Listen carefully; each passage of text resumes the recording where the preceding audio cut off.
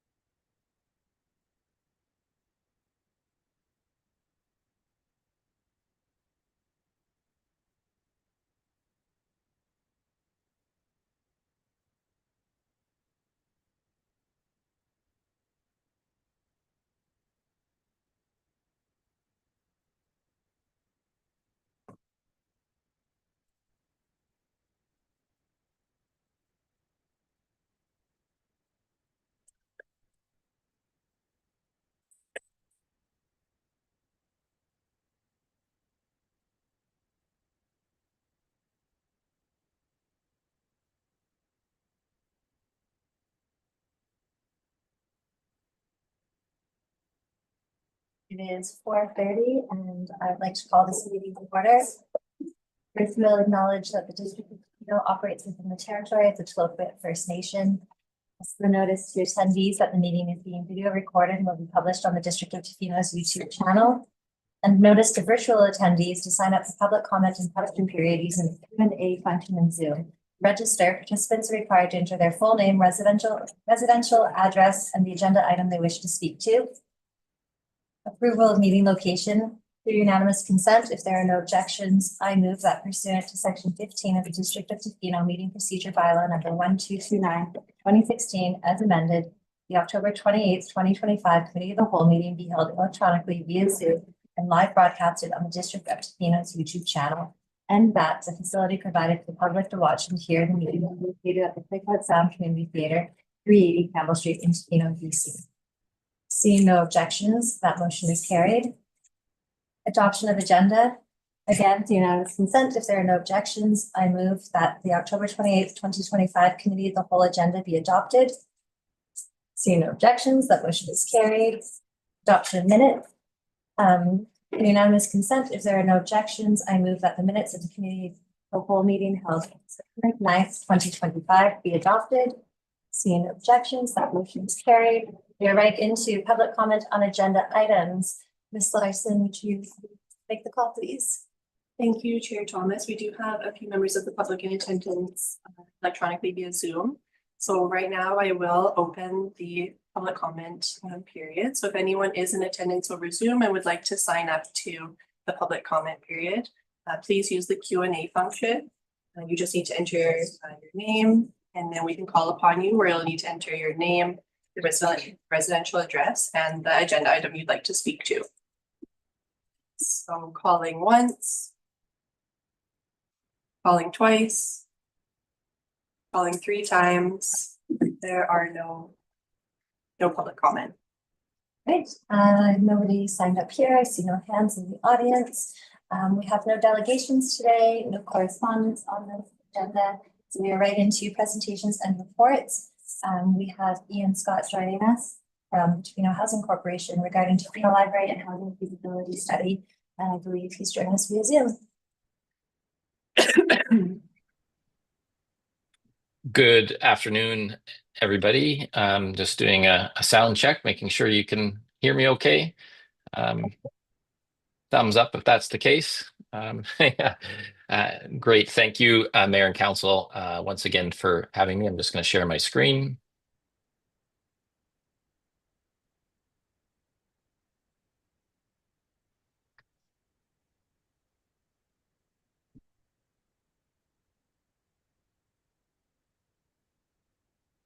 I'm here this afternoon to present the feasibility report that was completed for the library and the housing project on Main Street by City Spaces Consulting, where I now work as a senior development manager. This was a collaborative effort between City Spaces and a number of consultants that I'll get into in a moment. This work was funded in part by the Vancouver Island Regional Library, as well, although the bulk of the funding came from the Tofino Housing Corporation and the desire to try to make a project like this work on this site. Sorry to jump in here on you, Mr. Scott. Your screen is showing us all of your slides. If there's a way to enlarge it just so we get the one there. So we're not giving. I see what it's done here. Thank you for jumping in.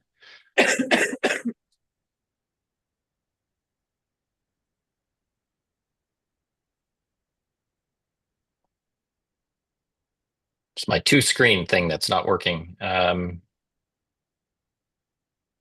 that any better? We don't see a slide at all. The joys of technology. Yep.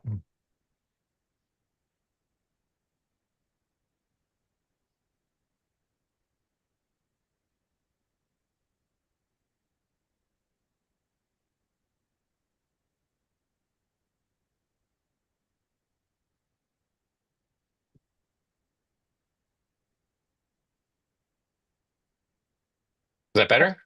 Yeah, perfect. Thank you. Pass the test. Um, as mentioned earlier, I'm also really honored to have been working in Tofino on the and visiting and working in the traditional territory of the Tla-o-qui-aht and on their lands. In terms of what I'm presenting this afternoon, it's a brief summary of the report that you have on your agenda, the objective, our method, some of the design constraints, key features of the design that emerged, and then the financial feasibility analysis and into recommendations, and then I think probably answering questions in a discussion. The objective of what we were hired to do was a step followed the signing of the MOU between THC, VIRL, and the district. And really, it's simply finding a new location for the library. Is it feasible to put affordable rental housing above it? And then given the vision for the properties that you own at 385 and 391 Main Street, also including on the ground floor commercial space that could be part of the financial mix on the site. You're all familiar with the site, and we had a presentation from Local Practice Architecture a few months ago that presented the design that emerged. Your property is currently used for public parking and earns a small amount of revenue every year, but serves a really important community purpose. Our method, which is tried and true at City Spaces, and which is really trying to, in a feasibility study like this, go to the next step beyond just a bit of a spreadsheet or a back of envelope exercise to look at a real design for a project. That's where local practice architects and the other folks on the design side come in. What does the building look like? Where do mechanical equipment go? How do you service the site from a power point of view? Where are the driveway access points? So you can then feed all that information to an outfit like Make Projects, who collaborated with Creo Construction to do a cost estimate. That allows us then to integrate that into the pro forma or the financial model. The other key component there is hiring Cunningham and Rivard to do an appraisal, looking at market rents as well as the market lease rates that we should integrate into our pro forma. In terms of the design, there are a number of constraints in any design, and on this site, there are some policy objectives related to the OCP. The site is currently not zoned, but we've assumed the development could be customized, a customized rezoning. The somewhat dated now downtown visualization and Main Street concept plans are still official policy in your OCP, and they look, and consider things like the growth of your downtown core, viewscapes, pedestrian and transportation, integration and mobility, and do speak to some degree to looking to foster a scale of development that's appropriate for a small rural community like Tofino. On the site, the slope from one corner of the site down towards Main Street at the bottom corner, as you get towards the northwest corner of the site, is almost a full story difference, which has a design impact. There's the sewer lift station that has now a visual and physical impact on the site. There's an art installation along 3rd Street. The park and lookout across 3rd Street, your current use of your parking, as well as the understood and challenging cost of building underground parking. The height and massing of the building, it comes from those policy statements, but as well just a general perspective on the appropriateness of a building scale in Tofino, and then also the adjacency of the community theater that recently did an upgrade to their facility, put in a nice window, but also have later in the evening activities, which depending on how that adjacency is managed, can be challenging with residents living right next door. when you kind of throw in all that into the mix, the consideration of all of both policy but physical kind of things, what emerged, and this is what was presented last time, is a building with 3 and 4 story sections, 32 units of housing, a library on the main and 3rd Street corner, kitty corner to the 3rd Street Anchor Park, of about 2,600 square feet. There's a sizable outdoor space, 24 stalls, and 1 level of underground parking, along with bike and tenant storage elements. 2 additional commercial retail units, or in my world, we like to call them CRUs, just to be opaque. And then a shared, and that was somewhat of a joke, and then a shared space, including a meeting room, residential lobby, and garbage room on the main floor. This is one of the renderings or one of the visualizations of that concept design. And part of the point last time was, and I think an open discussion, both at the THC board level, but with council around, how does the scale work given the location and the community? And this was some documentation provided to show how it kind of fits, depending on your perspective, where that section is taken from. It's not that much taller than the RCMP building, really, kind of aligns with the height.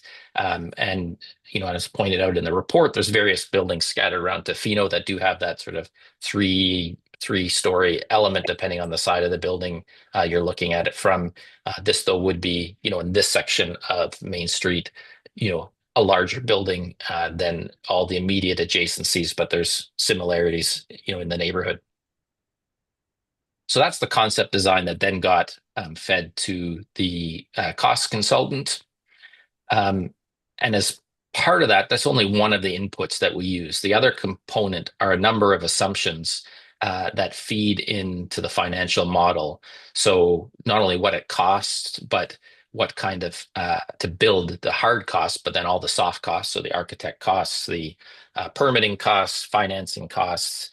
There's quite a few. We assumed in this budget 17% of the construction budget. There's a contingency we always hold. In this case, we're holding a slightly lower contingency at this stage, in part in reaction to the relatively high construction cost number we got back.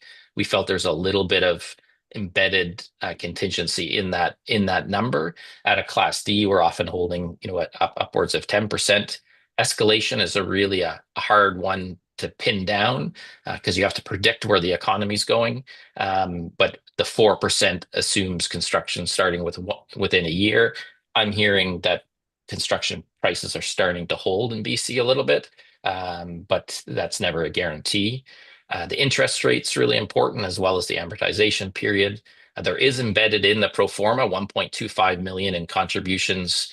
Actually, I guess it's almost 1.3 million between VIRL, the district, which was assumed to flow through from the Housing Accelerator Fund, as well as money that comes to THC through the MRDT program. A maximum $225,000 per unit contribution from BC Builds, and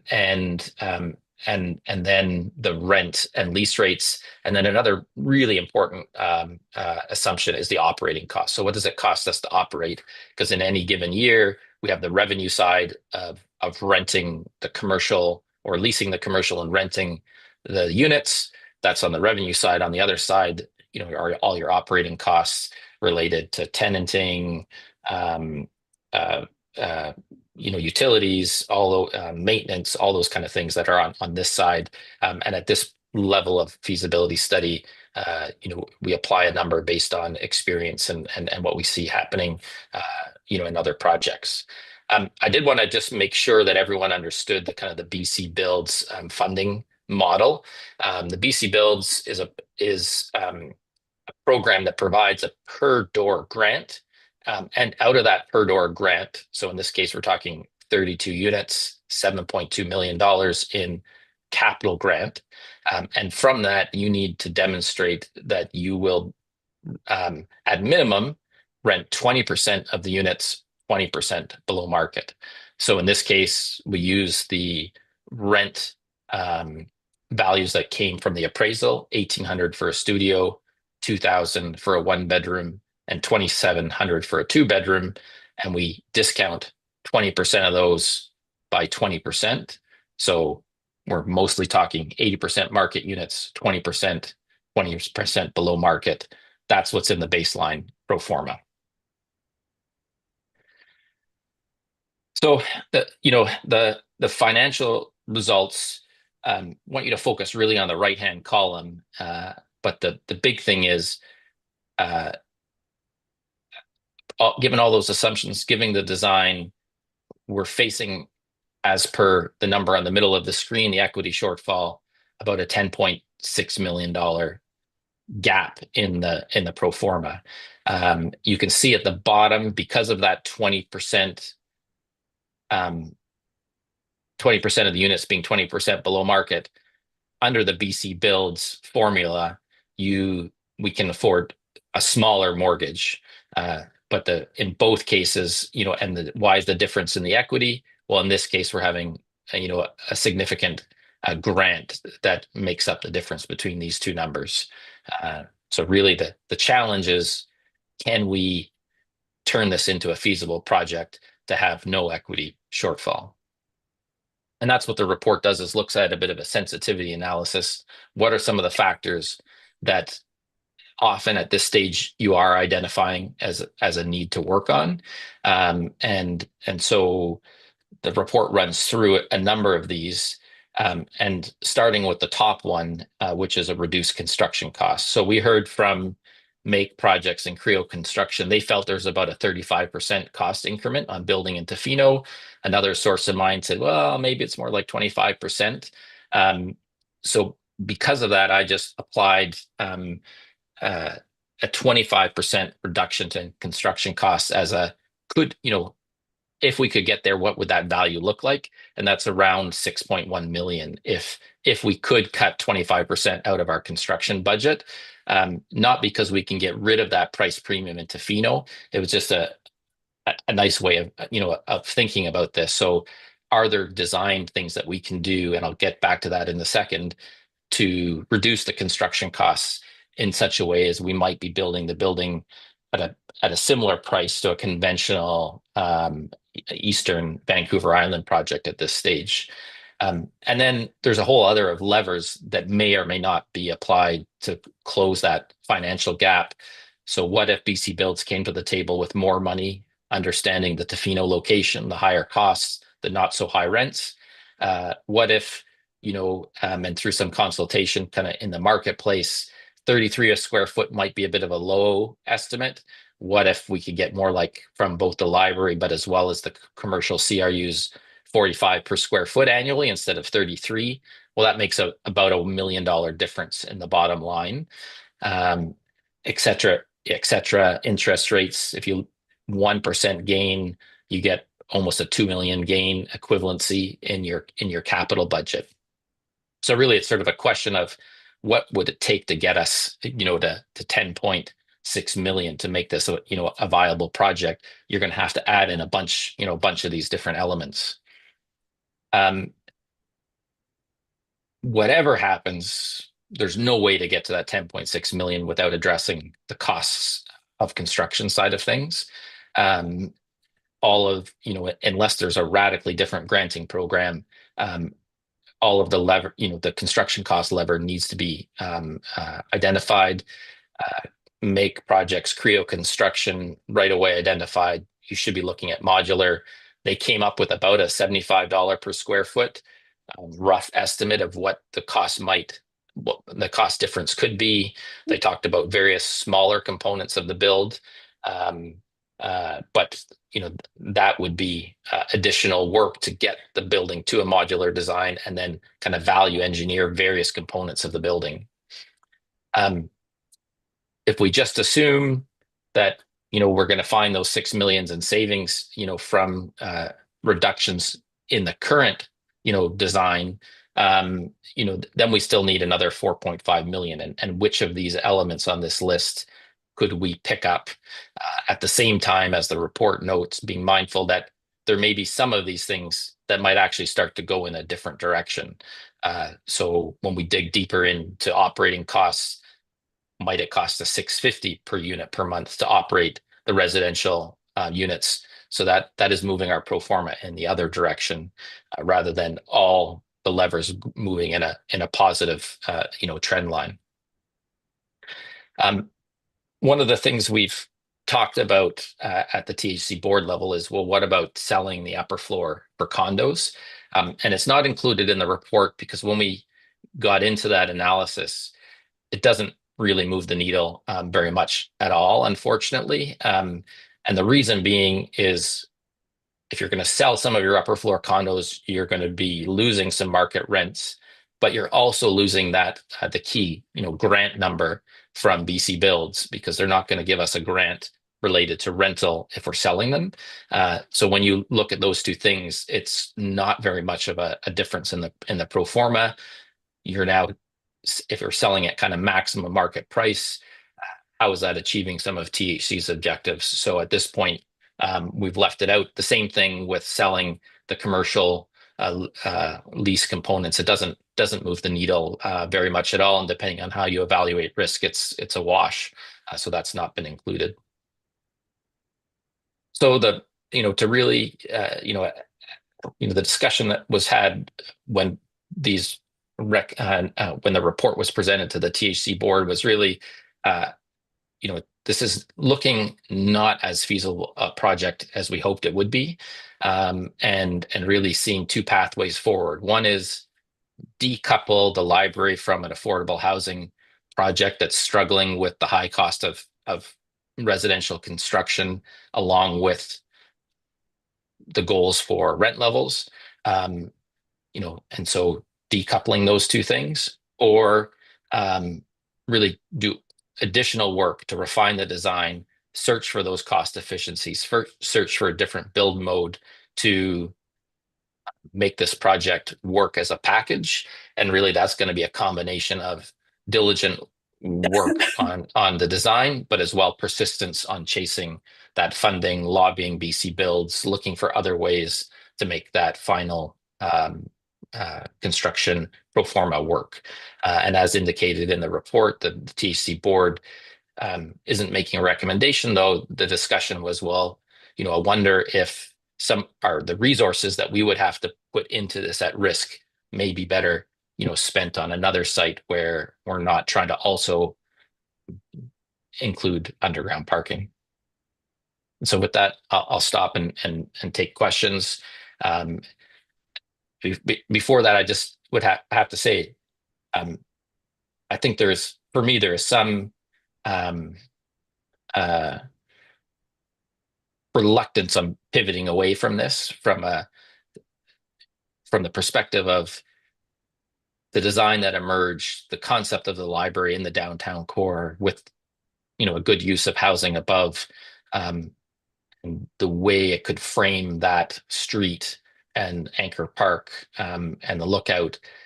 That it's quite an intriguing perspective, and so it does feel a bit disappointing to maybe be pivoting away from it.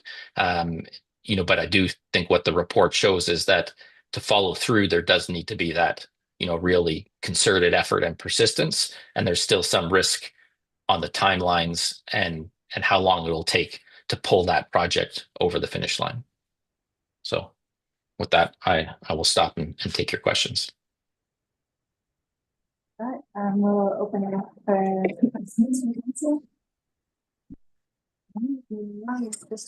Thanks, Mr. Scott. Great presentation. Sad news. What percentage do you think of the construction cost, that 25 to 30% Tofino factor, is housing employees, housing the construction workers that have to come in?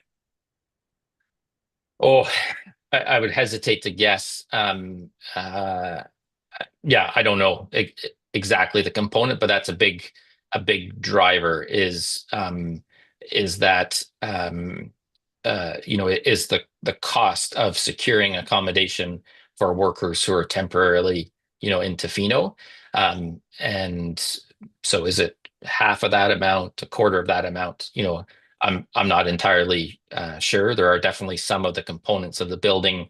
Concrete is a big example where the cost just of materials is going to be higher, but so is a lot of other materials that there's a premium on transporting them to the West Coast. Some of it is also there's a competition factor involved there. So it's not only the actual cost of securing accommodation, it's the headache of getting to the West Coast and making that work, and you're getting risk priced into the trade bids at tender. Can I follow up with a comment? I may just made a comment because I know the Chamber of Commerce has made some fairly strong comments that we should be building affordable housing. And I know that you've spent some time reaching out to the business community to see if there was financial investments, and I understand there wasn't interest. But I wonder if the business community it's worth approaching the Chamber of Commerce and saying, look, this is something that needs to happen. It's in everybody's interest.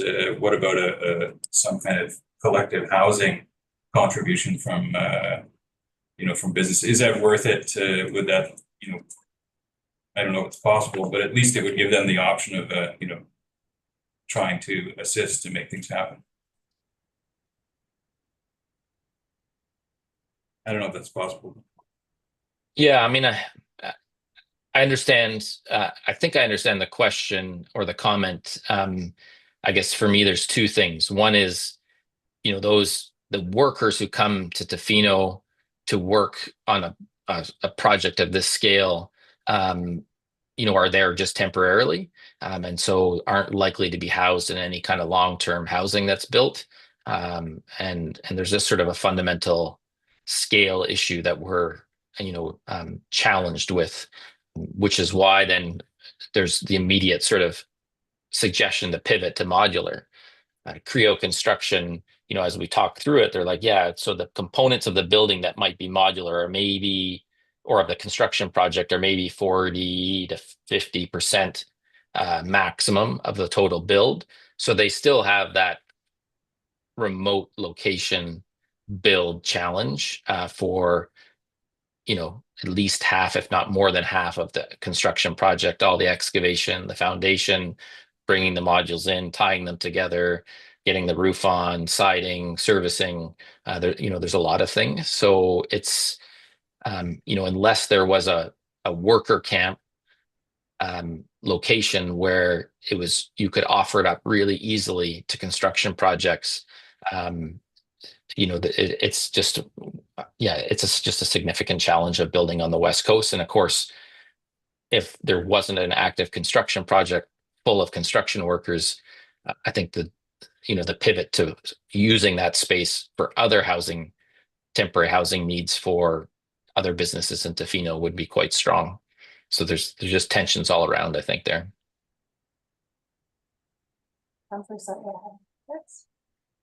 Yeah, thank you. I did just want to make a comment on the fact that I agree with you that the library project being in that part of town does really resonate with me.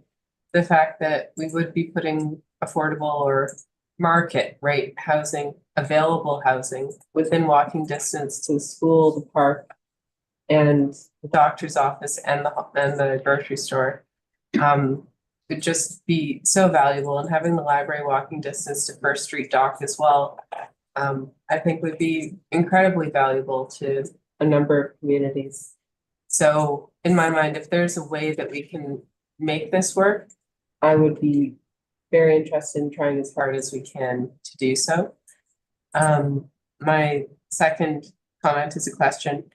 And in regards to what Mayor Law was saying about our need for housing workers and the demands of the business community to have this housing built, would it be in any way possible when we're looking at the time frame of construction to secure donations from hospitality businesses to leverage some of their rooms in the shoulder season? Say a certain business could agree to donate 2 hotel rooms to house out of town workers for 1 month or whatever. Could we think creatively in that way? Like if we're going to be talking about fundraising within the community, those are the assets and spaces that people have.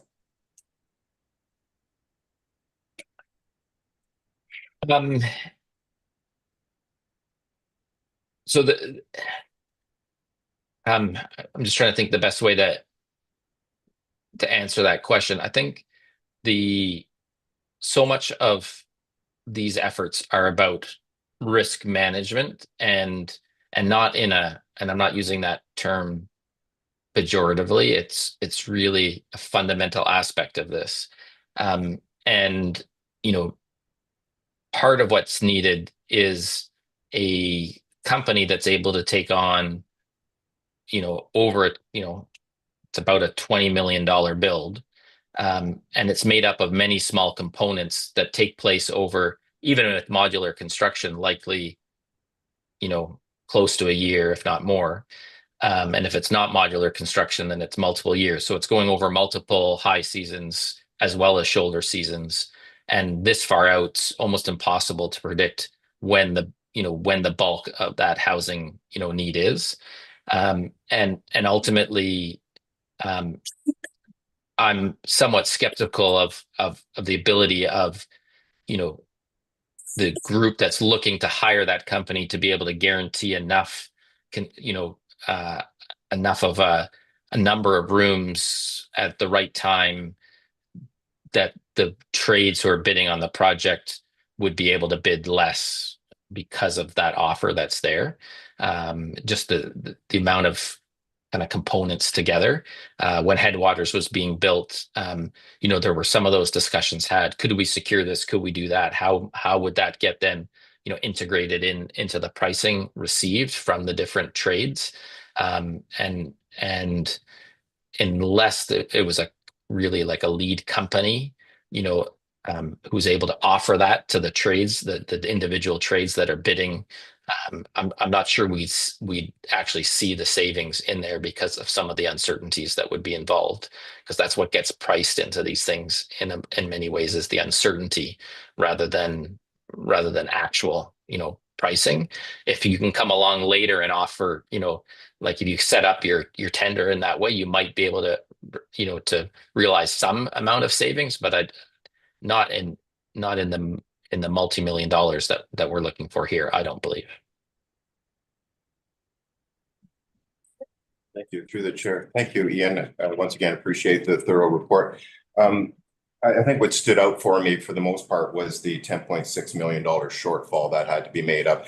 And when you went through some of the potentials there were a lot of what ifs and speculation around things like interest rates and BC bill contributions as an example. So at the end of the day, when reading through the report, the board, in discussions with the board, were inclined to concentrate on developing and evaluating another project site for affordable housing and not include mixed use or underground parking. It seems to me that the conversation is centered around, as you pointed out, the risk management on this project, and coming up with a $10.6 million shortfall would be very difficult in the best of economic situations. I'm just wondering, and it might be a question to staff because I can't remember off the top of my head, in terms of the site location for the library, which was down on those two lots behind us here. The conversation, I don't know if it's even available to look at, and I don't, Councillor Story might not like this comment, but to look at another location for the library, as I know we've gone through the discussion in detail before, but then to concentrate the potential for a housing project on those two lots has been indicated as an excellent location for housing for a variety of reasons, as was pointed out. So I'm wondering, in lieu of the conversation around the board and the 10.6 in shortfall funding, would a housing project on there without the complications of everything we've talked about in a new location for the library, such as up at the community hall site where we've talked historically around the community hub, would that be something that might be a more tenable conversation to be had?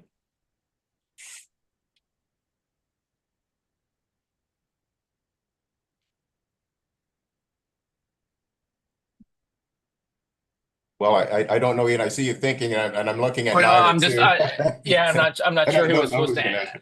I'm not sure who was to answer that. I mean, I think I would.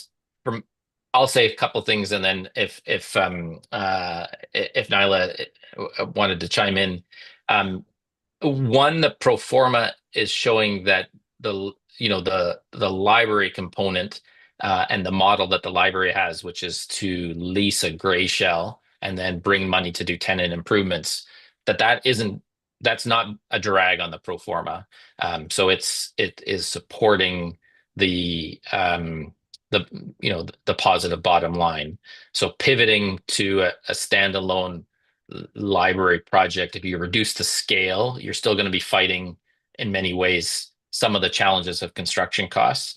But I think unfortunately what is the drag on this pro forma is really the high cost of construction combined with what these units can be rented for. And so pivoting to a standalone library project either on this site or elsewhere, I think has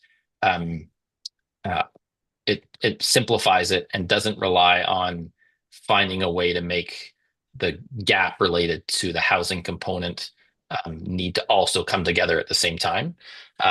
And so then the second part of what I heard you say is, well, would it be better just to do a housing project on this site? And I think the fundamental economics are going to be the same, but it might give us more time to be persistent on the design side as well as on the funding side, and wait for the right level of those two things to come together and not get in the way of the community getting a library in a timely way.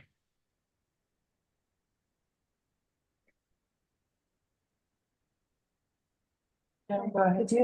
I'll go after. It's all good. The screen is right Questions? here, so I asked it, John, so I apologize. It's all good. Questions or comments? I have a comment. There's a question or a comment? Comment.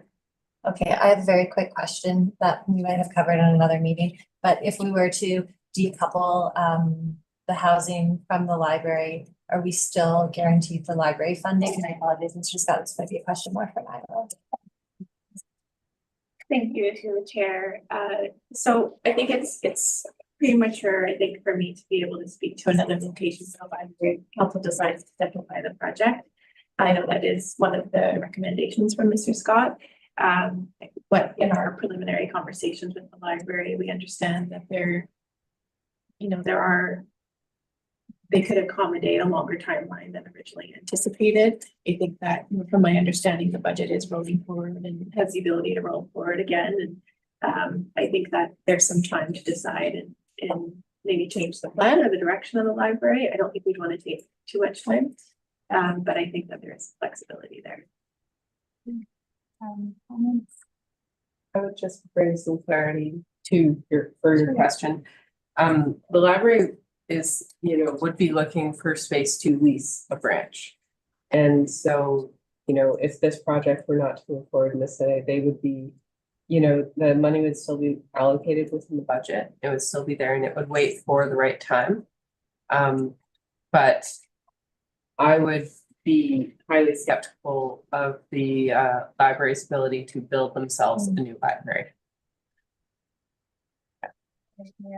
I just have a comment. I think, I think it's noting that the library, the funding is there, so we're not under the gun to get this, get it or lose it. I think that it's worth it to look at the modular.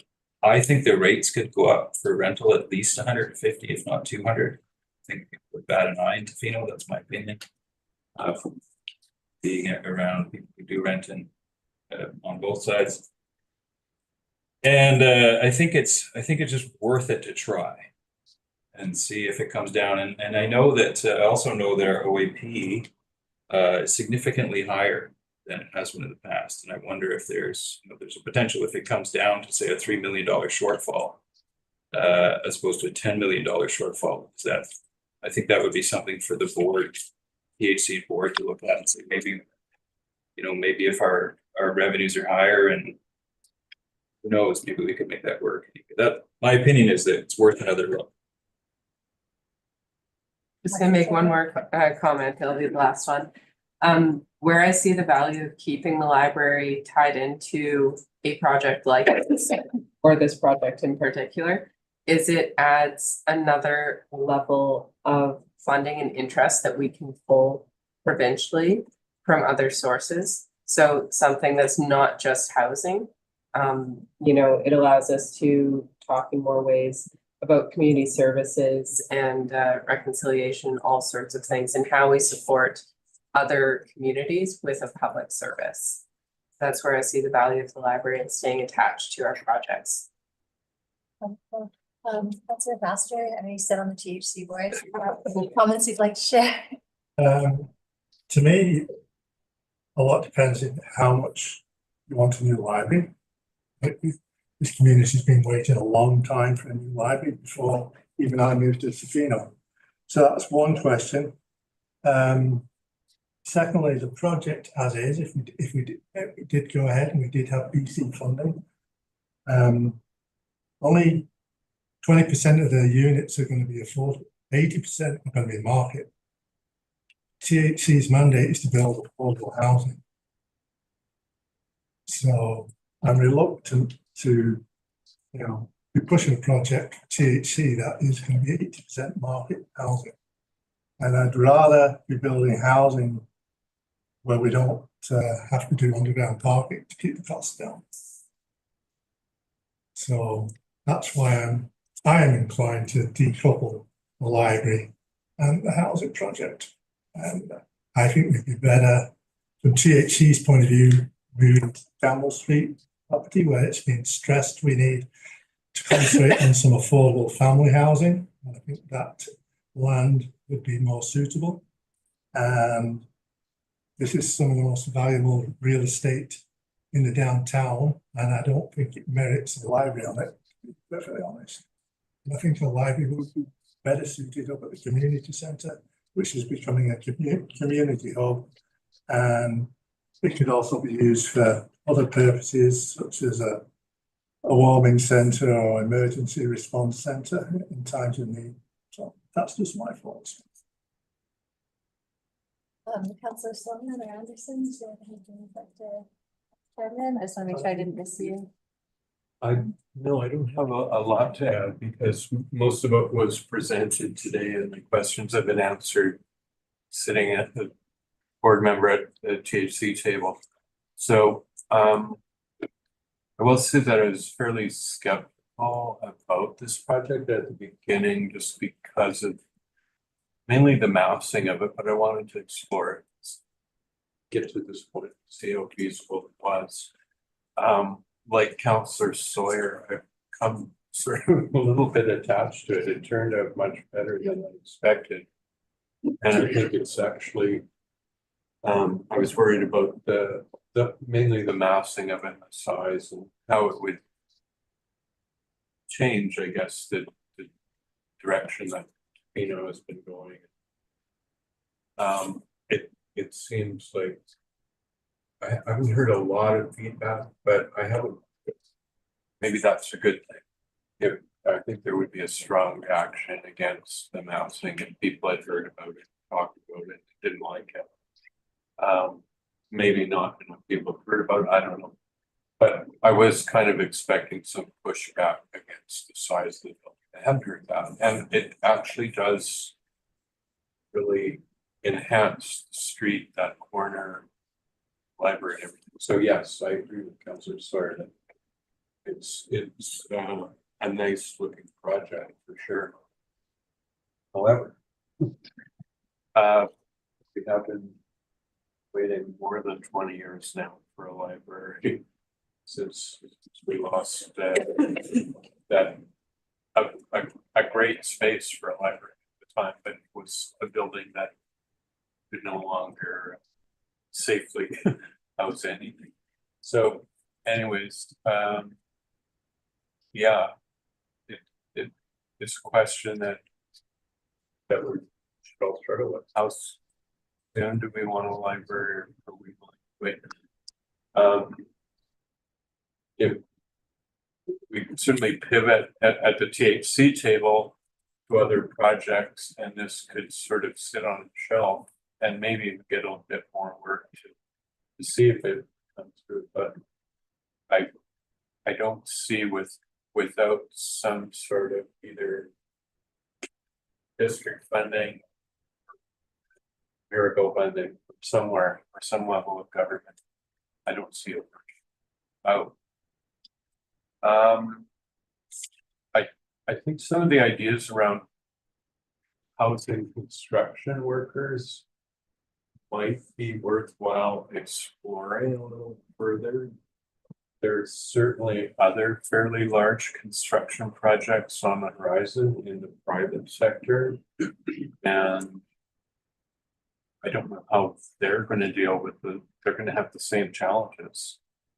And if any of them are going to bring a work camp here or something like that, that might be something that could be coordinated with a builder at some point, and maybe, but I don't know if that's going to get us all the way there either. It's a big shortfall. So, you know, there might be some sort of creative solutions around that, you know, getting the trades through some of that would help get the project off the ground, but there's a long way to go. And also there's some financial things with just the way the markets are right now that we don't know what's going to happen. Building costs could go down, construction materials, because of the way the lumber war is heating up, the tariffs and stuff like that. Will that make lumber prices fall and Canada because they don't have a market and US anymore? Things like that are going to affect things over time. So there may be some pieces that come into place. Interest rates might change, but we don't know when that's going to. So are we holding out for 2 years, 5 years, 10 years, 15 years? Again, as Mr. Scott pointed out, these are all risks that are going to be factored into the cost for the construction company bids on a project with this size. And, you know, with projects in the tens of millions of dollars, risks start adding up really fast. So anyways, I would like to see a library. I think as we went through the decision about where to put the library last time, we certainly preferred this site, but we also recognized that the community hall was a very good site and a good fit too. So, through my call. If Councilor Sullivan?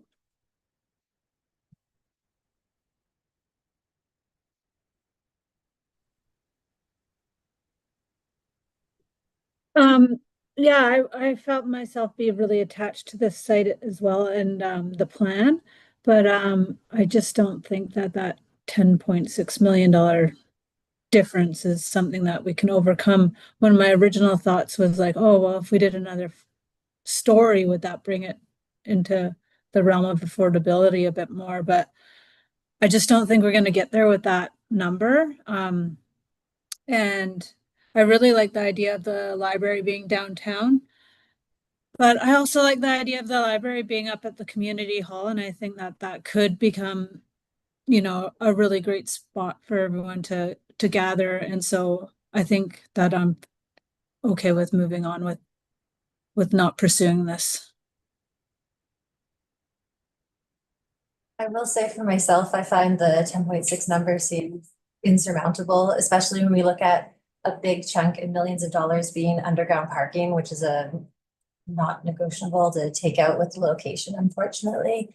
And some of the other cost saving things that popped up, like the possibility of not having balconies, you know, taking away people's access to outdoor spaces doesn't necessarily sit very well with me. So those are some of the challenges that I see.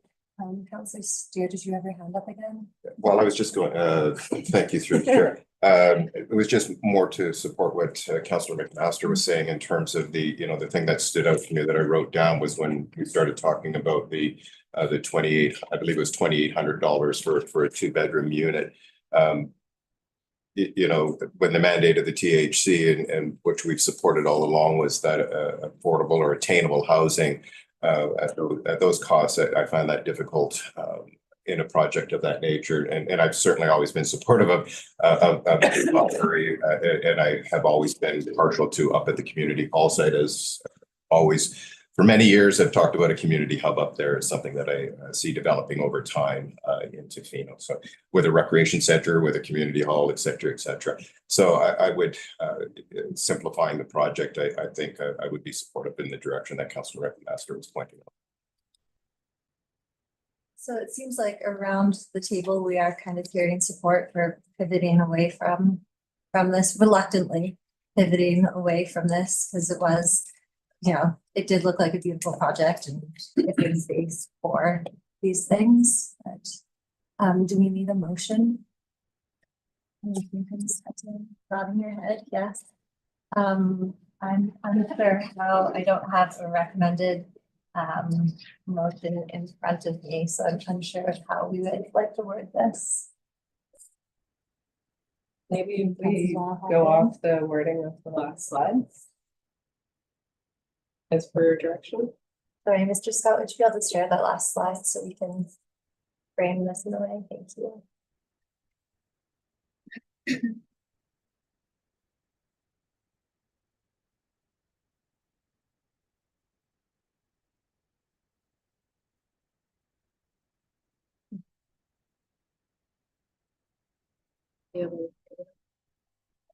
Of the executive summary.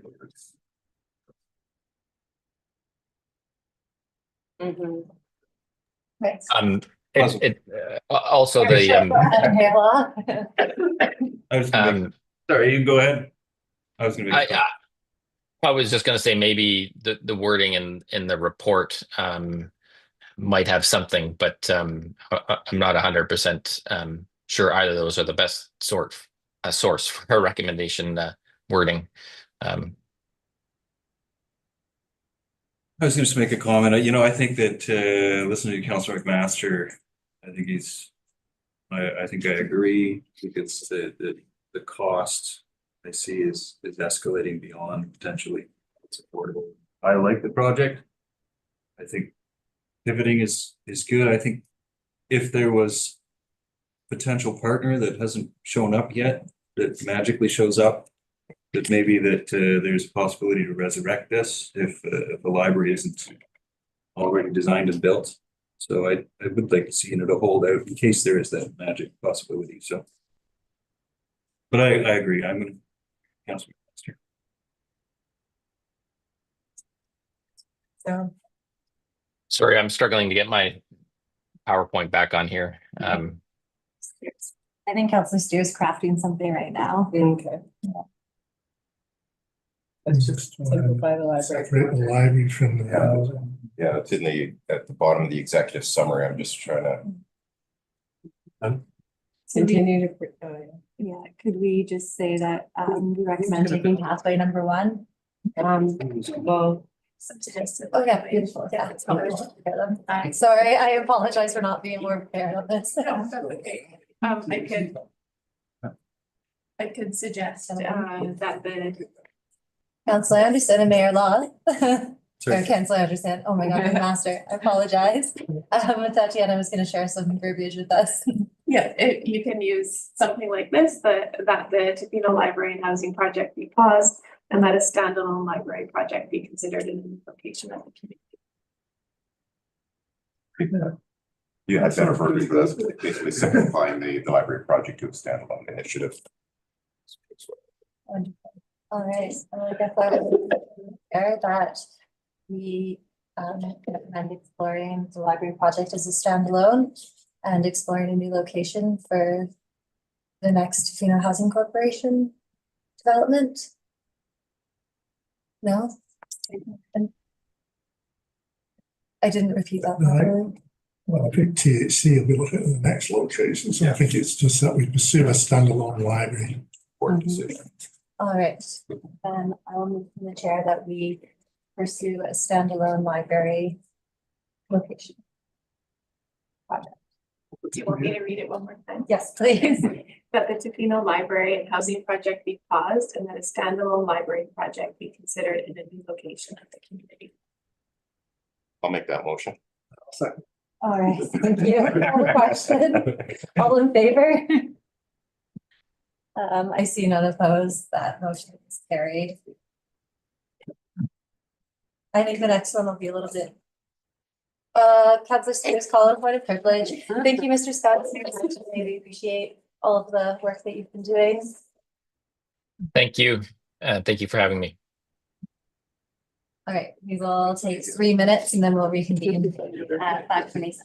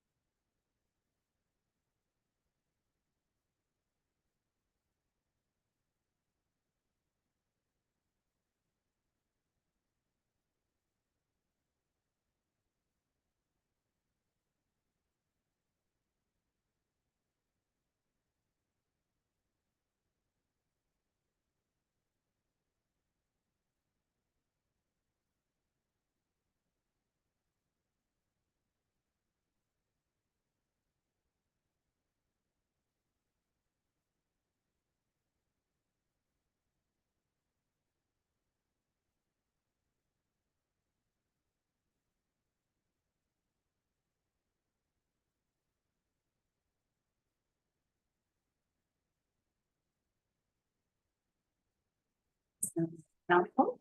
This will uplift the spirits a little bit. Good news. I just have a very brief presentation, which is a relatively high-level summary of a report that was just completed this summer.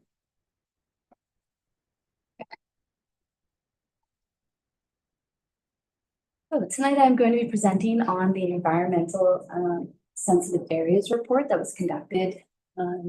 As I mentioned, it was just finalized in July. So an overview. This project was initially commenced in 2022. So it spanned a period of 3 years, and the intent was to assess map sensitive ecosystems within the District of Tofino. This was to support land use development, land use planning and stewardship. The research was conducted by Redfish Restoration.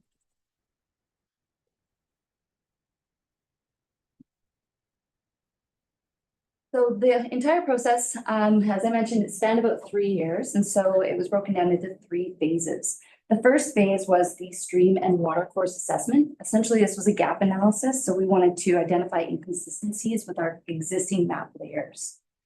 The second stage was identifying and delineating ecosystem types and sensitive areas. So part of that process was classifying our wetlands and classifying our ecosystem types. And then the third was primarily field investigations, so habitat and wetland assessments. So this was confirming fish presence and then identifying barriers to fish passage through ground truthing as well as desktop exercise.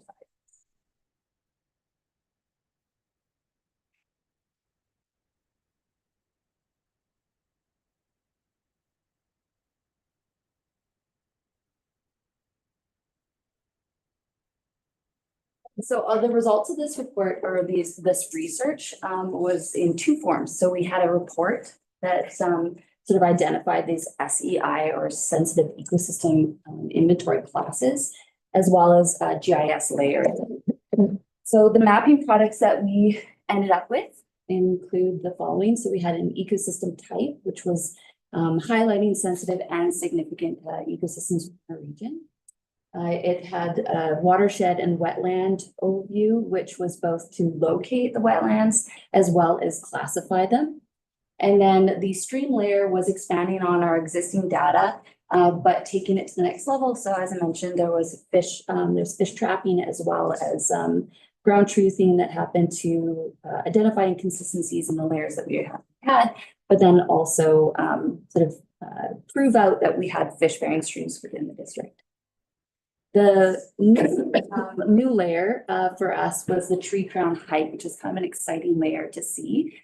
So this identified not only, we have our LiDAR that identifies where the treat areas are, but this tree crown height really gives us a snapshot of substantial trees. And we don't like to call big trees significant because, as we know, small trees are also significant in weight. So it just gives us a sense of where the largest trees exist and the overall coverage and ways to sort of support that forested habitat. So we've got this information now. How do we apply it? We've got a few ideas in the works. First and foremost, this is going to inform how we approach our OCP revision and specifically our development permit areas and the guidelines that associate them. We've also we've got our tree protection bylaw in the works, as well as sort of identifying some flood reduction initiatives, our 30 by 30 targets, and then some climate resiliency planning. With all this data that we've got, now we don't want to gatekeep it. We want to share that with our communities as well. And so a real-time version or real-time example of that is that this data has already been shared with the Tla-o-qui-aht Biosphere Trust in their development of their wetland assessment. So it's the wetland assessment guidance for the Central West Coast of Vancouver Island document that essentially pulled together a lot of information across the region to support environmental professionals, QEPs, and developers in assessing wetland, supporting how we're developing a relationship with the wetland and mitigate impacts to those wetlands. My understanding is that CBT is going to be presenting or providing an opportunity for council to dig into that document as well. I just wanted to note that this report was used to inform some of the information, so that's a big win. And then, as always, we're kind of now looking to the future. Now that we've sort of gathered all of this info, where do we go from here? And so the first thing that we want to do is explore opportunities to collaborate with the Tla-o-qui-aht First Nation and incorporate some of their traditional ecological knowledge and stewardship practices before we formalize anything. We've got opportunities to expand on our wildlife habitat, terrestrial ecosystem mapping, as well as sort of exploring some of the estuarine ecosystems. So the foreshore, we've got river mouths, we've got tidal marshes, etc., that we could dig into, not literally. And we've got, I put here, quantify carbon storage and capacity of local wetlands, because we're learning a lot about blue carbon and storage and just ways to utilize that or improve it, support it. And then, importantly, we need to monitor these interests. So with the sort of development of this work, this research, ultimately what we're striving to do is get a better understanding of our ecosystem and our relationship with it. This helps to inform a more holistic based approach to designing a community that, it works in conjunction with our environment, as opposed to just continually depleting it. So the more that we know, though, the more that we learn, the more questions we have. So this is ongoing work, but I look forward to answering any questions that you have.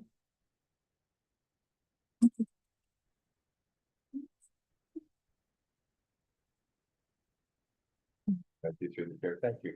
I appreciate it. And that the redfish report was interesting to read. The question I have is it surrounds, I know in the application section that you had on the slide there, there was a number of listed. And the one that I didn't see, and I'm wondering if it might be an application, is through, eventually I know we're going to be getting to a natural asset inventory as part of our asset management plan. And is this, could this be part of that tool? Because I think of things like flood mitigation, carbon storage, and the list goes on as a natural asset that we have in our community. And if we've got a good idea of what we've got, we can work towards, even through a zoning bylaw review, et cetera, a number of tools to look at the protection of those natural assets, because we know that they do a lot of work for us, in essence, for free. So I'm wondering if that is consideration through this report for planning. Thank you for the question, through the chair. Absolutely, and I should have included it. That is, this data is going to inform a lot of the planning and policy development that we all have on our desks. I think that there's no limit to how this information is going to be used within the organization. How did the report cover off the wildlife management area adjacent plants? Did it, has work already been done there, or so it was didn't have to be done again? Did it cover that area? Question again through the chair. So this, as I mentioned, there was a project kind of spanned over 3 years, and it's quite a vast endeavor. There's a lot of information that we're trying to sort of, piece together with a number of constraints, finances being a major part of it, capacity, staff capacity on the redfish side of things, just time, etc. So there's a lot of areas that we would love to explore, and it's just about identifying those projects and dedicating funds to target them. I can say that for the wildlife management area, there's a lot of work being done around that through other organizations, and that there's been a lot of work done to establish that wildlife management area in the Biosphere Trust or the Biosphere Zone. And so we would love to eventually sort of work on gaining more information to build on that work that's already occurred. But again, it's just piecing together and working collaboratively with a lot of those organizations done some of this research. And that's where I mentioned the estuarine work would kind of, it would explore some of those jurisdictionally blended zones. Well, thank you. I just wanted to echo Councillor Steer's comments about the natural asset management, and also just really say how welcome this project is by the community and what everyone knows in their own neighborhoods, where they see the trees, where they see the water moving and folding, and just to really have consolidated book of information on that, so that we can really work with that as we see more extreme weather events happening. So if I may make a comment to that through the chair. We have been sort of, in addition to this data, gaining a lot of information through our development permit area process. We have site-specific research or reports, environmental assessments that are being conducted. So it's really building a cohesive picture of the region and sort of how these areas are interacting with one. Thank you. You're right, it was a lot more uplifting, and I'm looking forward to all of the positive influences that this is going to have throughout. Thank you. Up next, we have the Tofino Volunteer Fire Department Service Levels Report from the Community Services, and I believe Fire Chief Mr. Tofino is joining us.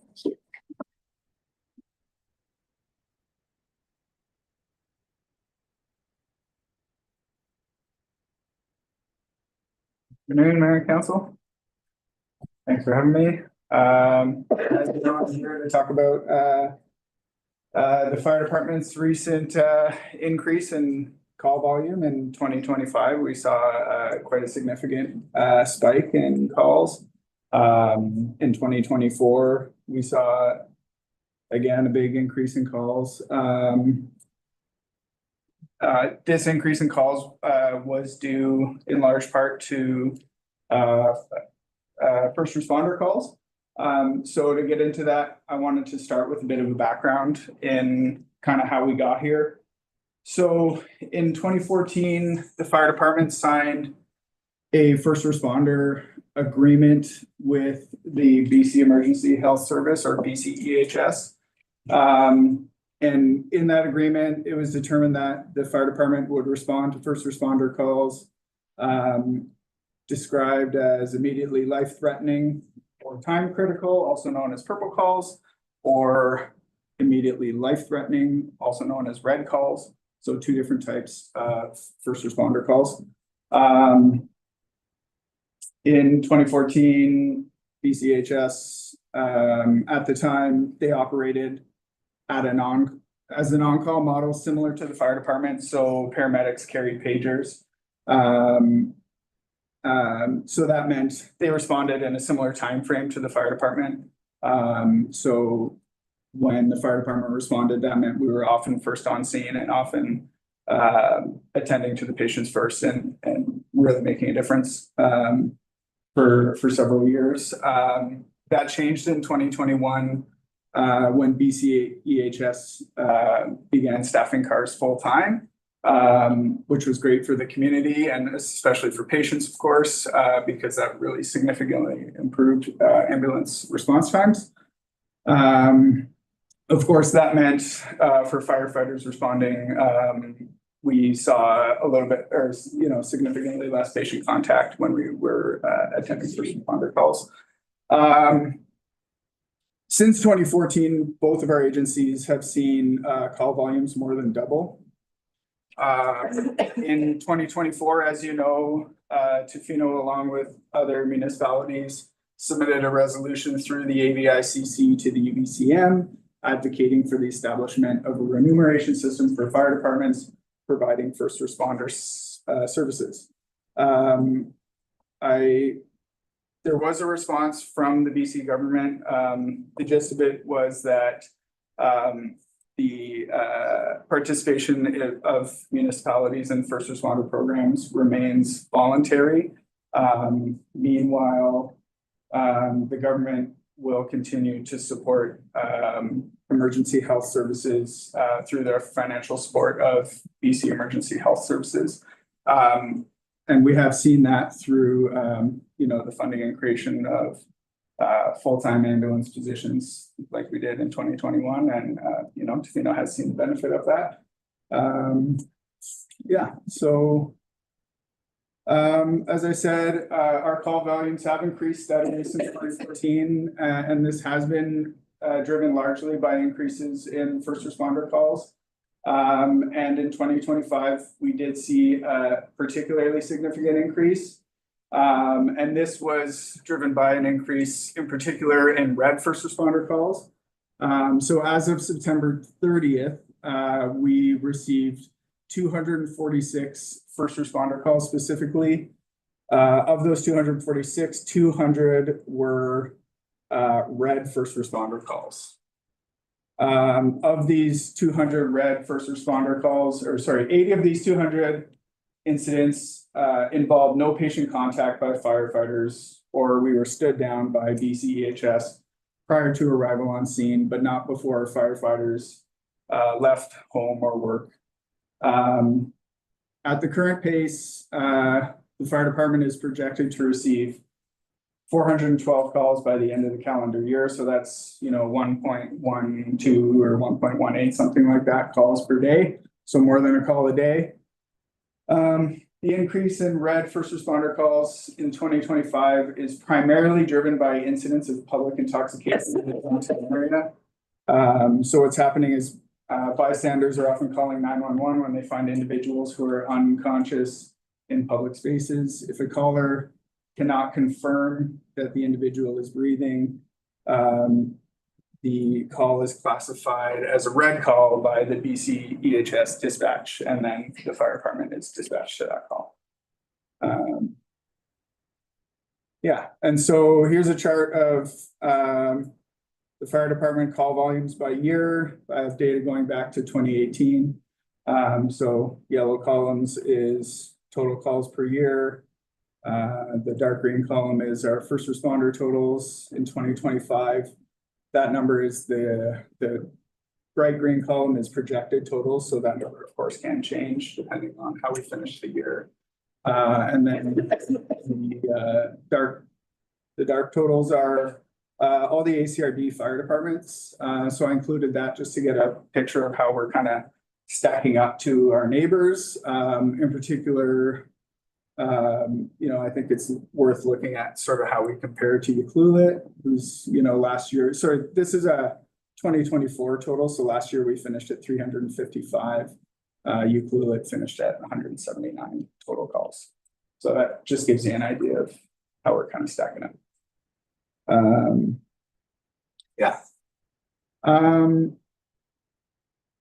So yeah, this escalation call volume poses challenges for our volunteers, who, with every call, we're faced with decisions balancing attendance at calls versus our personal and professional commitments. Right? So every time the pager goes off, we make a choice. Do we attend the call or do we stay at work or stay with our families, those kinds of things. And as the call volumes rise, those decisions become harder. And that raises concerns about volunteer burnout.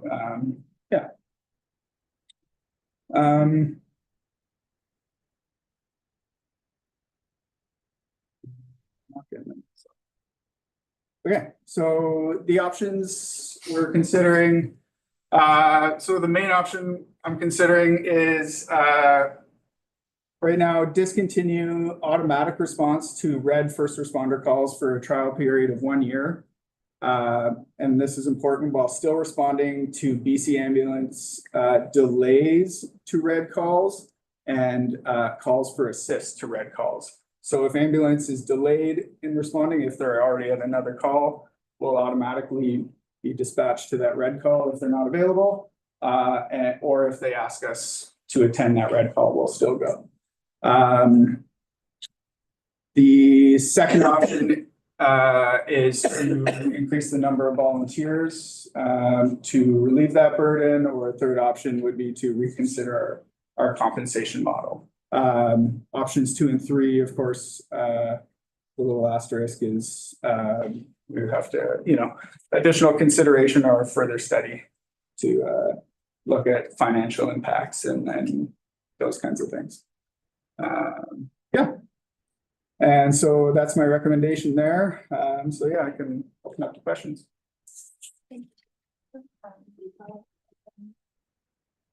Questions? Start on the side too. Thank you. Or going around. Start. Okay, thank you. So just to understand, the level of calls has increased. Yeah. The BC ambulance service is responding to an increased number of calls alongside the fire department. That's right. And they are getting there first. Yes.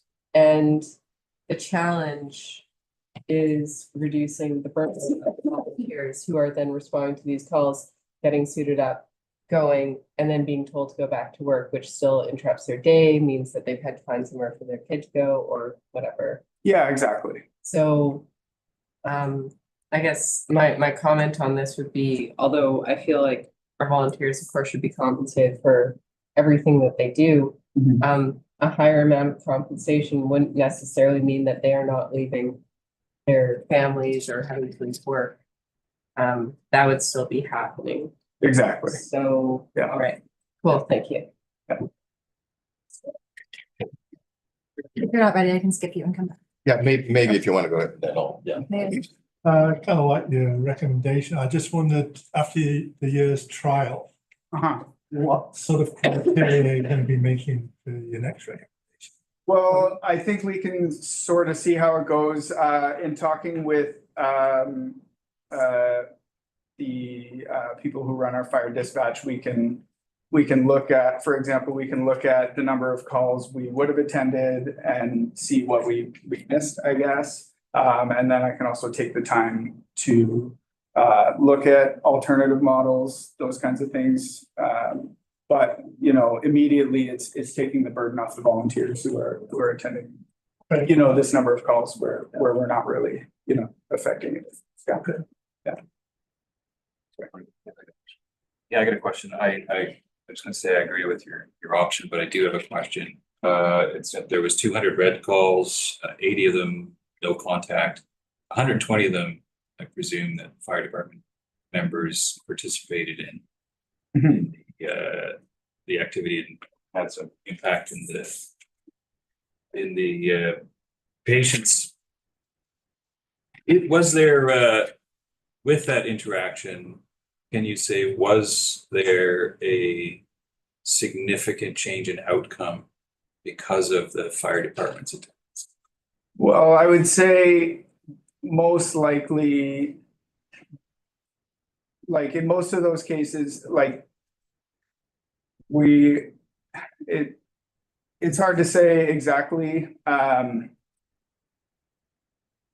Often we're there to assist ambulance, and so we're doing different things. Often it's assistance with a lift or with patient care, kinds of things. So ambulance is, you know, like we say, they're on scene most of the time nowadays. They're on scene first most of the time.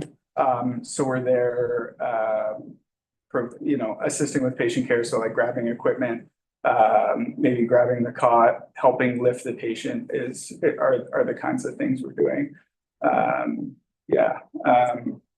So that 80 is that, like, you know, I went through and read every single report, and those are the times it said explicitly no patient contact. Yeah. I just have one follow-up question. And just to be clear, Due diligence. So ambulance arrives first. Mhm.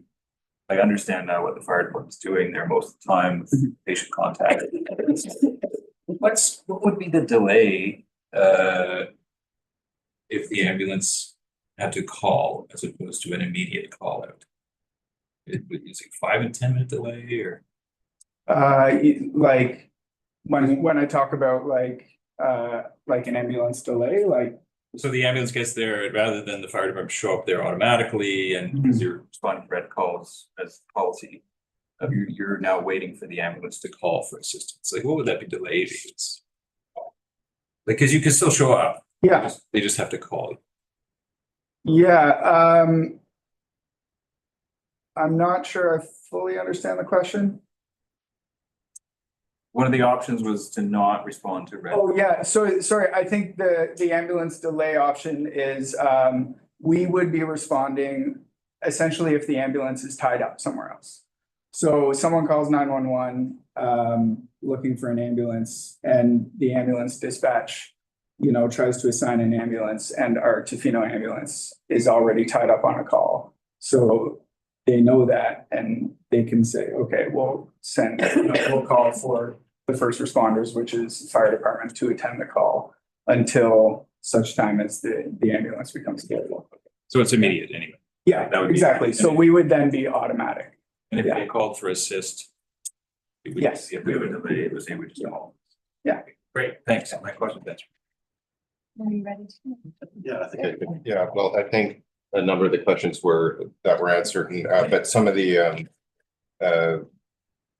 I think it's important to also point out the reason why a lot of this comes forward, because through BCEHS, that is a provincial responsibility to provide that, and the work that you guys do as a municipal, we end up, and I don't want to be cross about it, but we end up in a situation where the response times and the costs and not just financial, but to our volunteers there.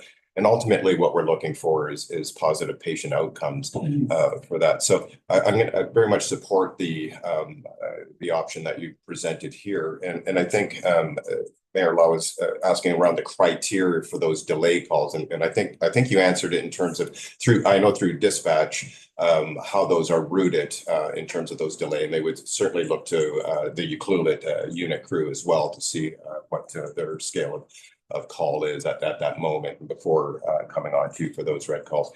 potential recalls. And then I did want to point out, it's not just through BCHS. I know the Tofino Volunteer Fire Department has assisted as a first responder with the Canadian Coast Guard.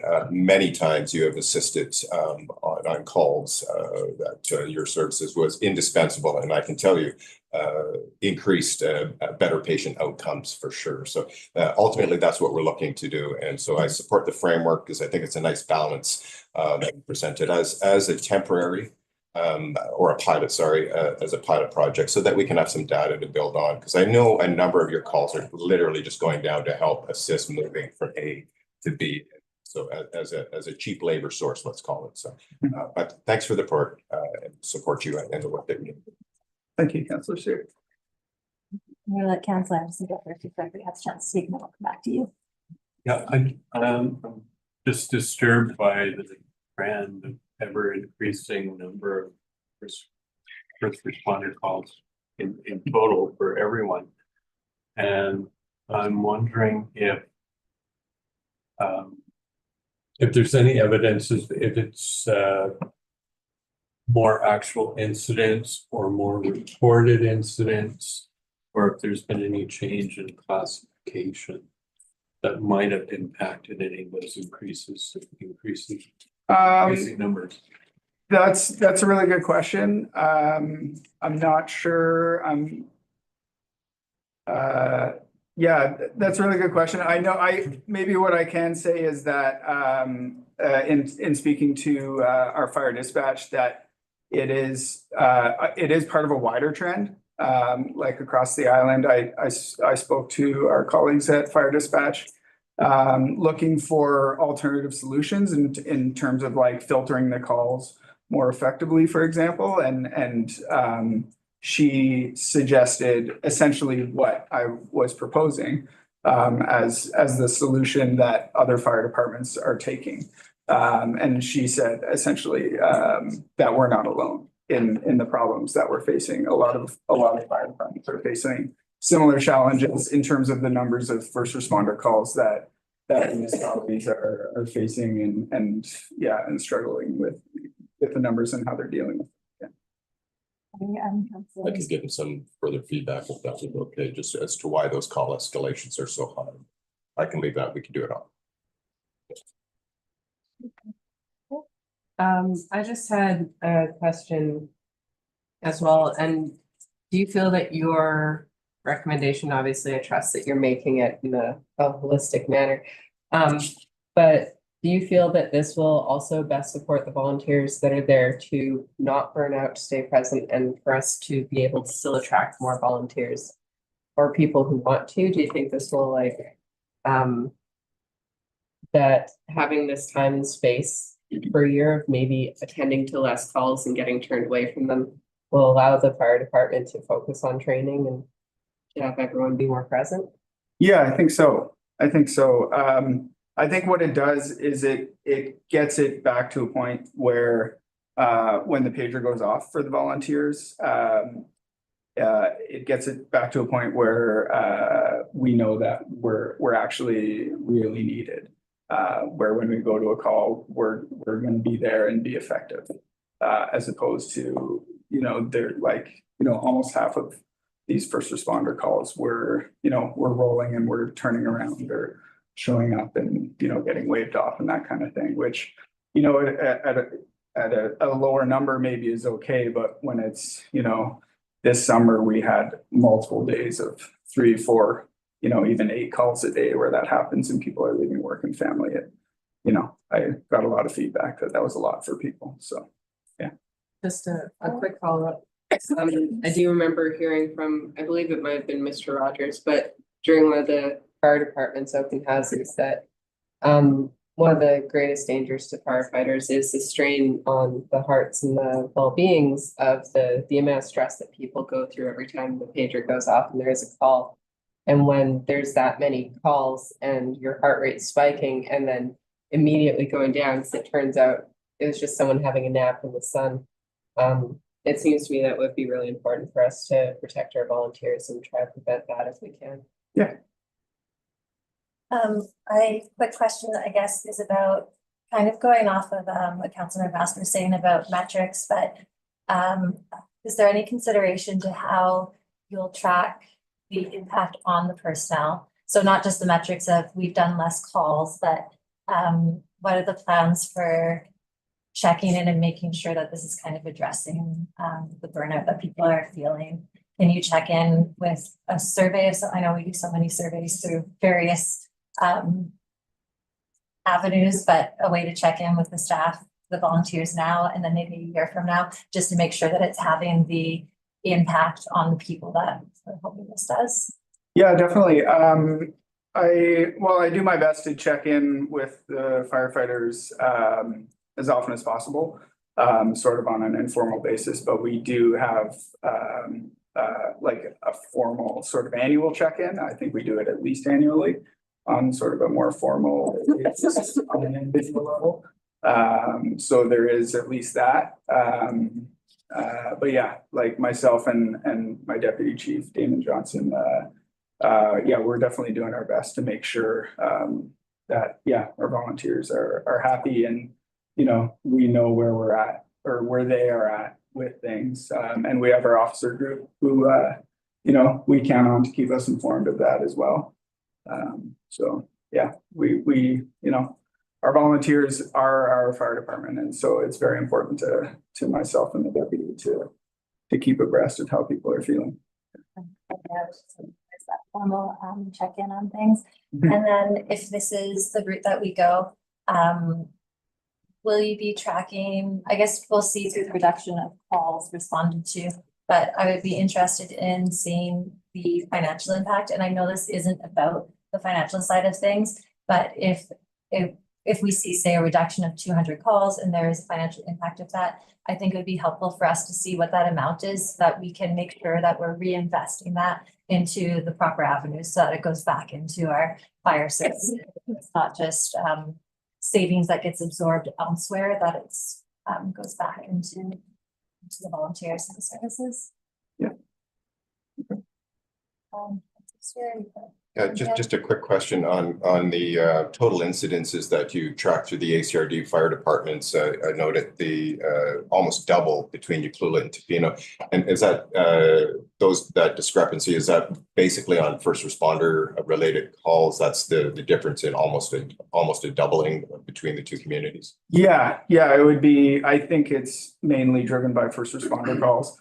I think part of that number is also related to, we do see part of the, like, the higher number is because we have vessels coming in from Ahousaht and offshore communities that contribute to that. And so we're going down along with ambulance and assisting with patient transfers and vessels coming in and that kind of thing. So, yeah. I guess one additional thing, I don't know why I'm putting my hand up, I'm sharing. If we do this for a pilot year, would it be possible to maybe next year and one, you know, if this is successful and this is great, but if there is where volunteers are feeling like additional numbers might be helpful as well, would you be able to, over the course of the next year, maybe cover the cost analysis, what that might look like, if that's something that you're hearing from the volunteers? Yeah, definitely. Yeah, it'd be nice to maybe explore that if that's what the sentiment kind of is, not to just brush that off. Our comment then. Yes, absolutely. Yeah, I'm very much approaching this with an open mind. I see no more hands around. Would like to make a motion? I move that the fire chief be directed, this is going to be directed to amend the Tofino Volunteer Fire Department response criteria for red calls with the intent of decreasing the volume of first responder calls to address volunteer burnout concerns. I'll call the question. All in favor? I see none opposed. The motion is carried. Our council. Up next, we have the wastewater treatment plant financial report.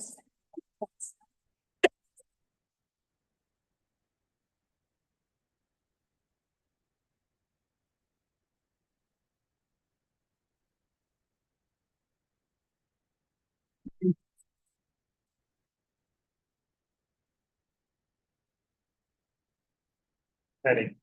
Good evening, Mayor and Council. This evening, we are going to have a look at the wastewater treatment plant project financial report.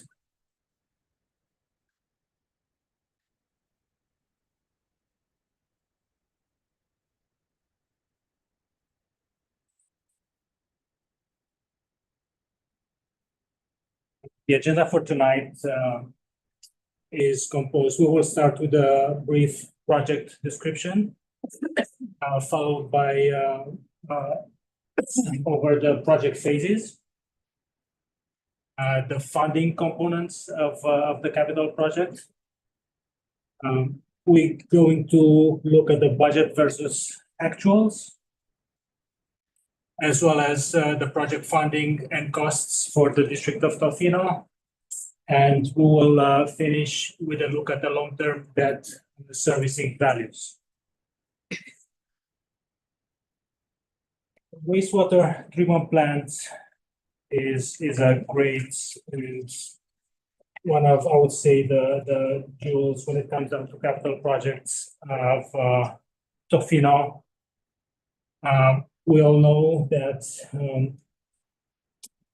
this amazing asset is processing the wastewater and removes the pollutants before the water is returned to the environment.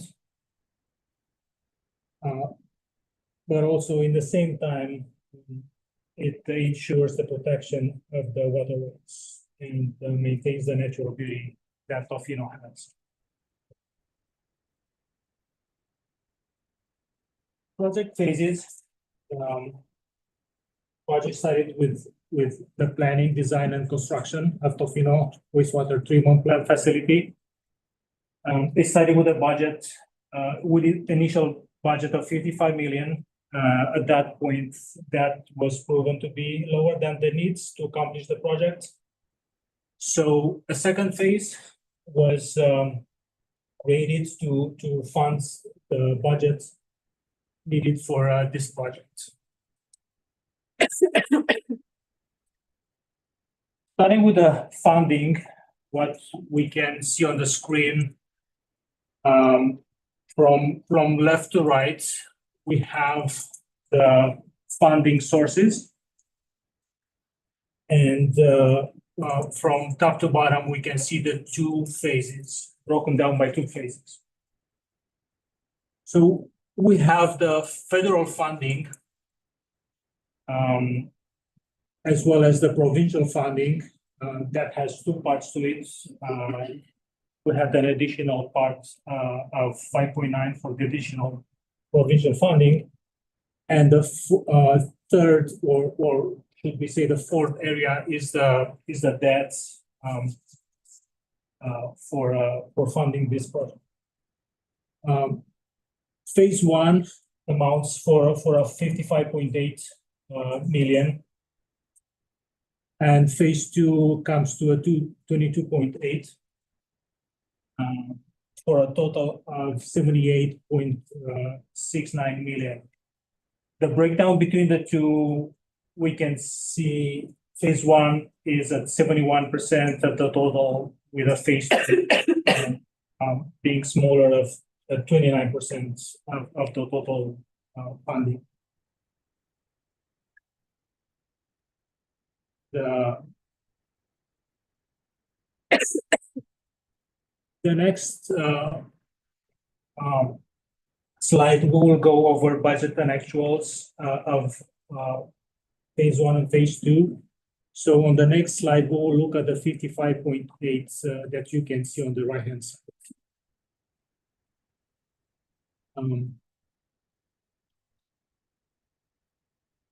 The budget versus actuals that we are looking on the screen for phase one, it is broken down as the project cost centers. And from left to right, the groups are represented by project planning, engineering, plant construction, the contingency piece, as well as the ineligible costs. So the phase one had a budget of 55.8, with the actuals for phase one ending up being 55.3. We already have a good news here in the form of variance, meaning that we managed to spend less on phase one by about 528,000. The numbers that you see in red, those were variances related to specific cost centers, and bringing a couple of details on that. Out of the 410 contingency, 410,000 contingency, 198,000 is part of the project planning, with the difference being related to a scope of work change. Whereas the variance on the engineering is related to change orders. But overall, we are happy to report that phase one was provided with a savings of 528,000.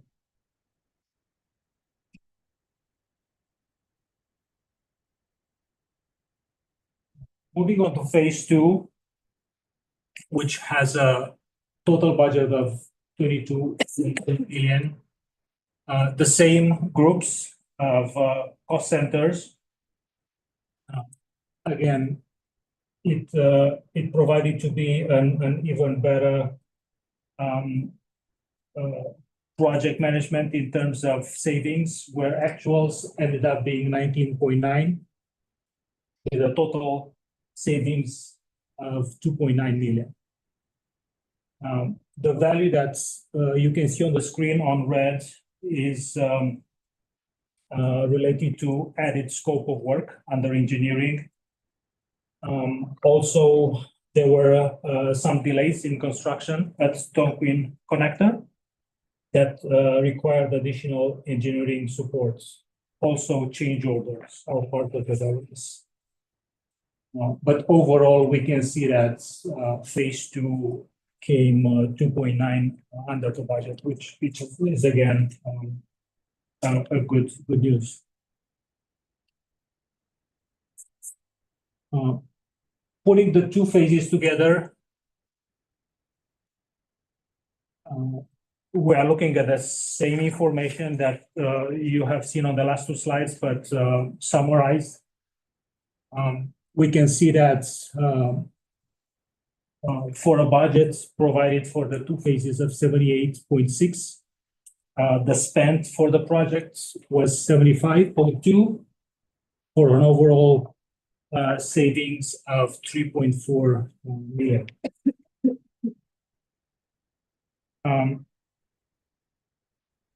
Where we will go next is the actuals. So we'd like for you to have that value in mind of 75.2 of actuals, and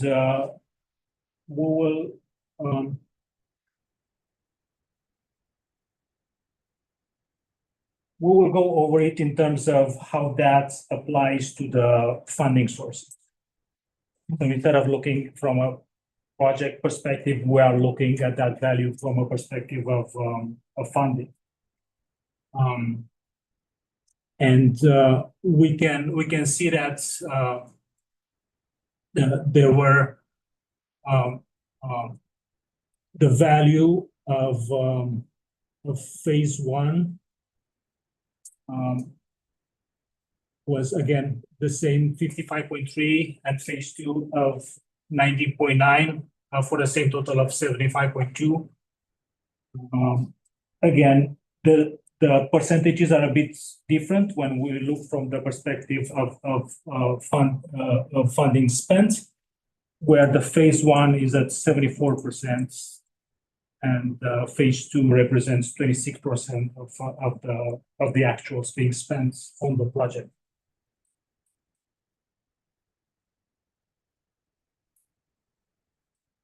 Moving on the flip coin of that, of the values that were saved and basically not spent, The same structure of breaking down that value of federal, provincial, and additional provincial funding and debt proceeds. We can see that the value is obviously the same, 3.4 million. But when we look at the federal and provincial values not spent, we can see a total of 2.4 million. That value, we do have the opportunity to discuss with the funding partners from provincial and federal on utilizing it for funding the South Tofino Force Main project.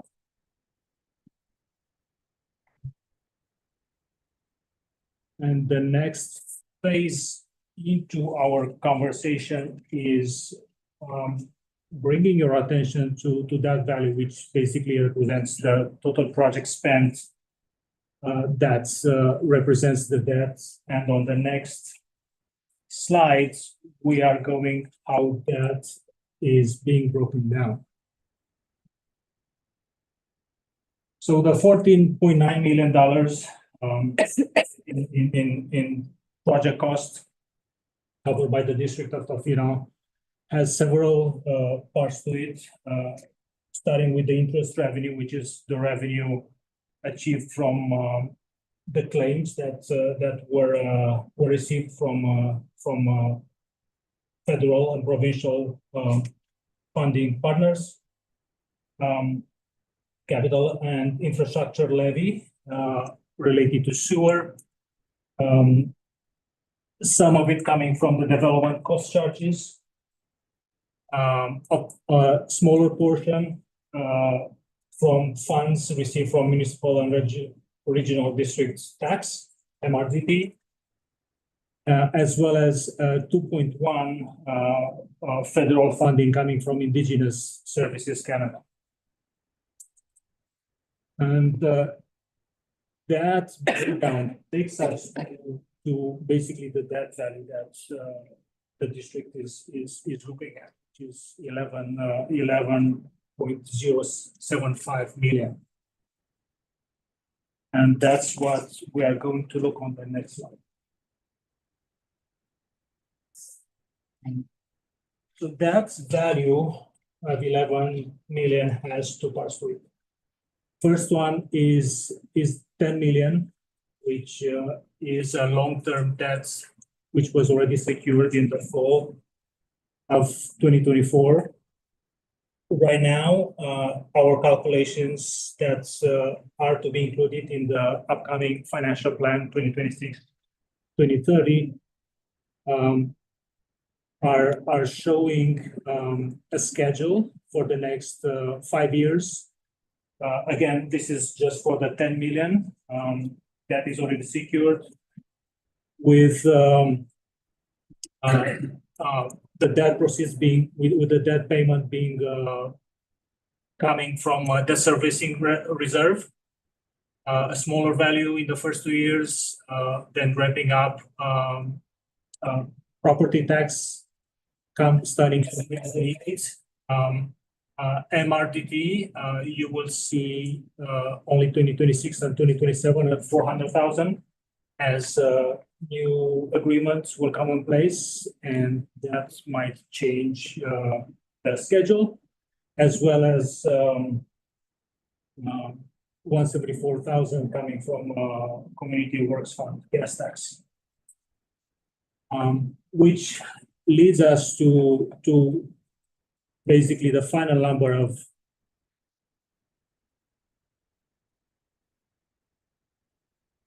the evening, which represents the $1.075 million. Basically, that's the value that we are facing right now in terms of debt payments. And that will be something that will be coming in front of council with a few options once those are ready. Bottom line is there are several good stories over the project coming in on time and with tremendous savings, as well as the value that you can see on the screen, meaning that the debt would be at a level that is lower than initially thought. And I would say that overall, it's a success story from a project perspective, but also from a financial management.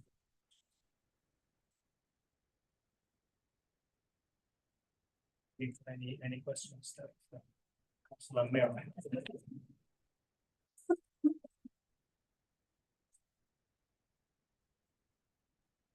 Just a question, I'd like to make a comment first, and maybe a question. It's that contingency savings is remarkable.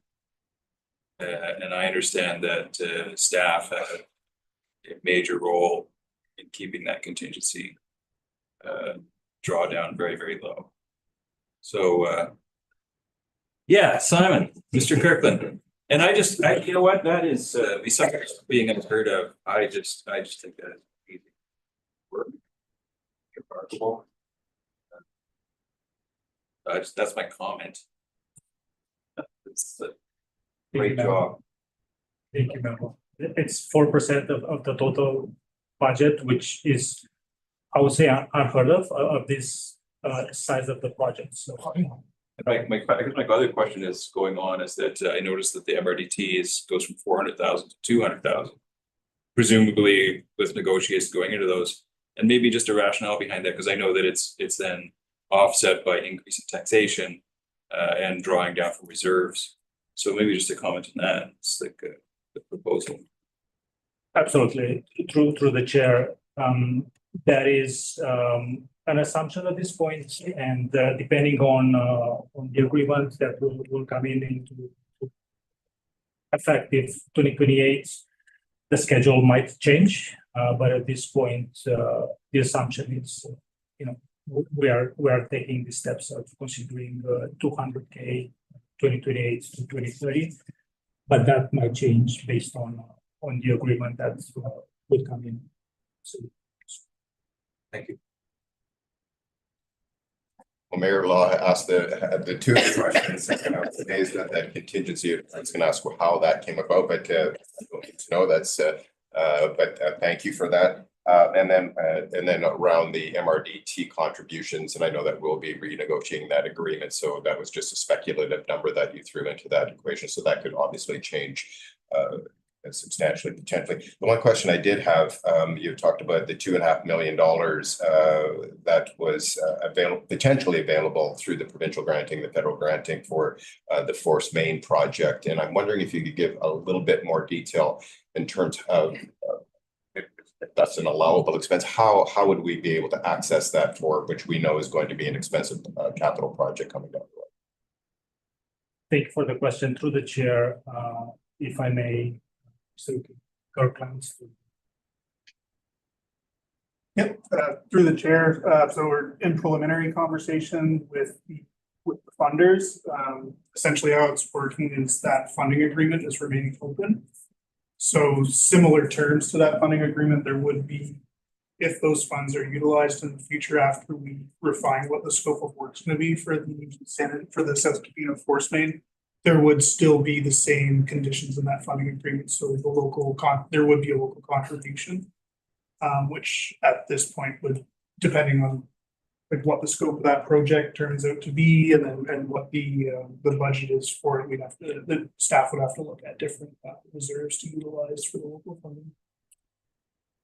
Okay, yeah, If that answers. Yeah, that does answer that. So that the follow-up was the contribution from the municipality. We'd be looking at what potentially whatever sources that might be through C&I levy or whatever that drawing source would be. Great, thank you. Exactly. But there would be certainly a municipal contribution to be able to access that $2.5 million. Through the chair, yeah, that's in line with the initial discussions with the funders. Thank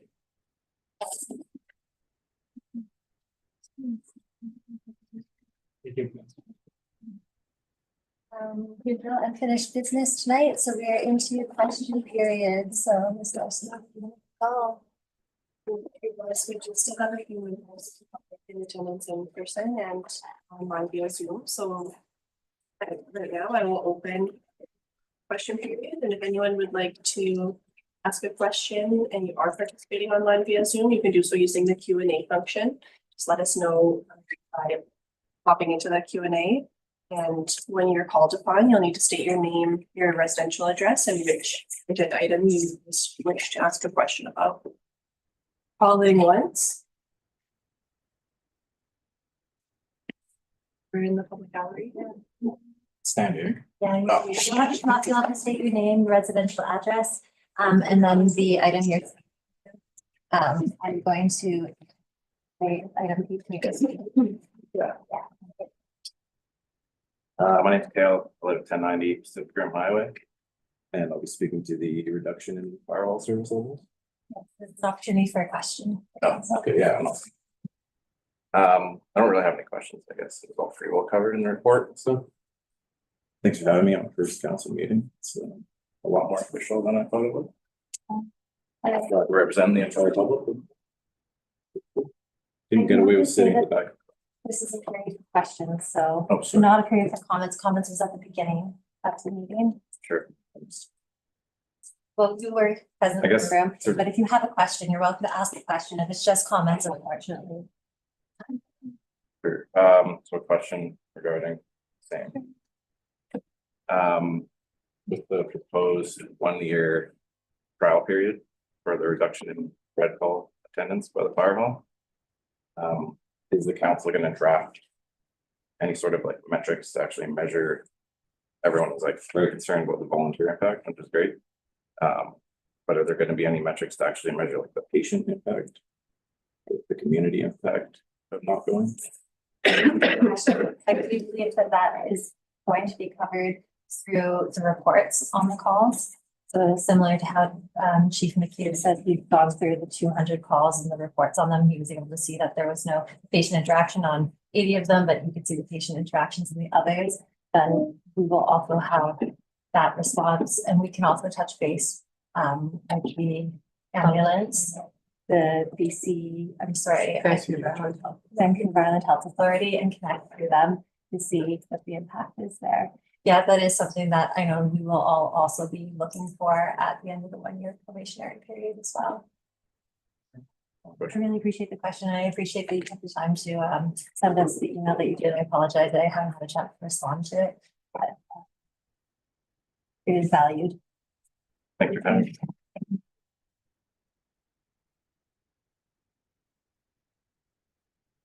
I think we're in the middle of the call. Thank you, Chair Thomas. I will now make second call. So if there's anyone in attendance via Zoom that would like to ask a question, you can do so now using the Q&A function. And I'll call a third time. This person that moves us into adjournment. I can just call adjournment. Wonderful. Thanks, everyone.